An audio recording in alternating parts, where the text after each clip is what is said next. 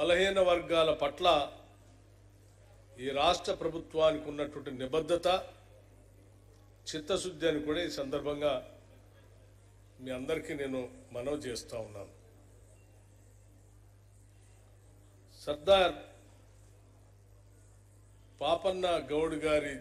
జయంతి ఉత్సవాలు జరుపుకునే సందర్భంలో మనమందరం ఈరోజు రవీంద్ర భారతిలో సమావేశమై వారి గొప్పతనం గురించి,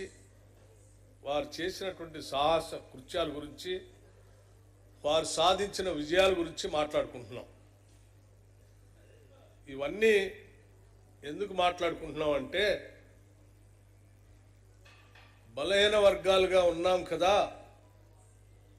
మనం ఏమీ సాధించలేమేమో అనేటువంటి ఆత్మన్యూనతా భావంలో ఉన్నటువంటి బలహీన వర్గాలందరికీ అలా కాదు, ఎన్ని ఇబ్బందులున్నా, పరిస్థితులు సహకరించకపోయినా, ఆర్థిక వ్యవస్థ అనుకూలంగా లేకపోయినా, రకరకాల ఇబ్బందులున్నా, చిత్తశుద్ధి సంకల్ప బలం ఉంటే సాధించవచ్చు అని చెప్పి చూపించినటువంటి సర్వాయి పాపన్న గారి జీవితం మనందరికీ ఆదర్శంగా ఉండాలని చెప్పి ఈరోజు ఈ కార్యక్రమాన్ని జరుపుకుంటున్నాం. ఇది స్ఫూర్తిదాయకంగా ఈ రాష్ట్రంలో ఉన్నటువంటి బలహీన వర్గాలందరికీ ఒక సందేశాన్ని ఇచ్చే కార్యక్రమంగా ఉండాలనేటువంటి ఆలోచనతో రాష్ట్ర ప్రభుత్వం ఈరోజు ఈ కార్యక్రమాన్ని జరుపుతూ ఇక్కడ మనం అందరం ఏర్పాటు చేసుకున్నాం. పాపన్న గౌడ్ గారికి సంబంధించి అధికారికంగా మనం ఈరోజు ఈ కార్యక్రమం జరుపుకోవటమే కాకుండా ఇంకా భవిష్యత్ తరాల వారికి కూడా వారి జీవితం స్ఫూర్తిదాయకంగా ఉండటం కోసం ఈ రాష్ట్ర ప్రభుత్వం తరఫు నుంచి వారు పుట్టినటువంటి సర్వాయపేట విలేజ్, ఆ గ్రామం నుంచి మొదలు పెడితే పక్కన ఉన్నటువంటి కిలా షాపూరు ప్రాంతాలను కూడా పెద్ద ఎత్తున అభివృద్ధి పరచడానికి ఒక టూరిజం సెంటర్ లాగా దాన్ని అభివృద్ధి పరిస్తే కేవలం రాష్ట్రంలో ఉన్నటువంటి ప్రజలే కాదు, దేశవ్యాప్తంగా ఉన్నటువంటి ప్రజలు కూడా అక్కడికి వచ్చి వారి జీవిత చరిత్ర తెలుసుకొని స్ఫూర్తి పొందుతారనే ఆలోచనతో బీసీ వెల్ఫేర్ మంత్రిగా ఉన్నటువంటి మిత్రులు పొన్నం ప్రభాకర్ గౌడ్ గారు టూరిజం శాఖతో మాట్లాడి వారి ఆలోచనల మేరకు రాష్ట్ర ప్రభుత్వం తరఫు నుంచి ఈరోజు 4,70,00,000 రూపాయలని ఈ టూరిజం ఈ కేంద్రాలను అభివృద్ధి పరచడానికి ఈరోజు జీవో కూడా ఇష్యూ చేయటం జరిగింది. ఈ కార్యక్రమాన్ని 10 మందికి తెలియటం కోసం ప్రభుత్వంలో బాధ్యతాయుతమైనటువంటి పదవిలో ఉన్నటువంటి పెద్దలు పొన్నం ప్రభాకర్ గారు దీన్ని బాధ్యతగా తీసుకొని టూరిజం శాఖ వారితో, ఇతర ప్రభుత్వంలో ఉన్నటువంటి అధికారులు అందరితో మాట్లాడి ఈ జీవోని ఇప్పించి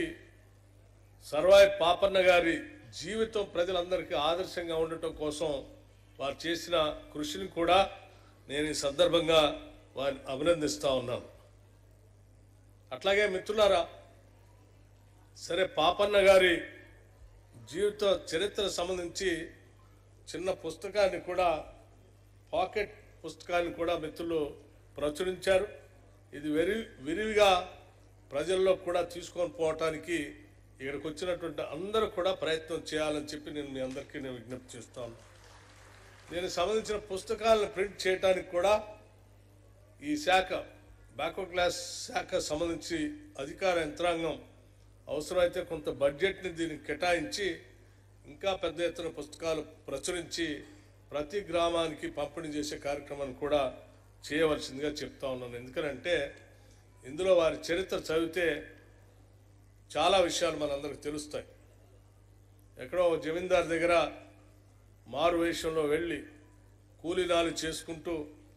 అక్కడ ఉన్నటువంటి ప్రజలందరినీ సమాయత్తం చేసుకొని చిన్న సైన్యంలాగా తయారు చేసుకునే కార్యక్రమంలో భాగంగా అక్కడ పోయే ముందు తల్లి అటువంటి కార్యక్రమాలకు పోతే ఇది సమాజంలో ఉన్నటువంటి జమీందారులు కానీ జాగీర్దారులు కానీ రాజులు కానీ మిమ్మల్ని ఇబ్బంది పెడతారు,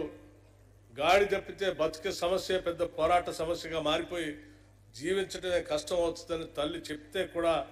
వినకుండా తను అనుకున్న లక్ష్యాన్ని చేరటం కోసం ఒక జమీందారు దగ్గర మారువేషంలో వెళ్ళి అక్కడ ఉన్నటువంటి కొద్దిమంది స్నేహితులందరినీ కూడా పోగేసుకొని వారందరినీ సమాయత్తం చేసుకొని ముందుకు పోతున్న క్రమంలో విషయం తెలిసిన తర్వాత అక్కడ ఉన్నటువంటి భూస్వాములు వీరి రహస్య సమాచారాన్ని జమీందారుకి ఇస్తే జమీందారు ఆయనతో పాటు అక్కడ ఉన్నటువంటి వాళ్ళందరినీ కూడా బంధిస్తే సహజంగా బందికానాలో ఉన్నటువంటి వాళ్ళు తన ధైర్యాన్ని కోల్పోయి వారికి దాసోహం కావటం సరెండర్ కావటం జరుగుతూ ఉంటుంది. కానీ కొన్ని లక్ష్యాలతో కూడినటువంటి వ్యక్తులు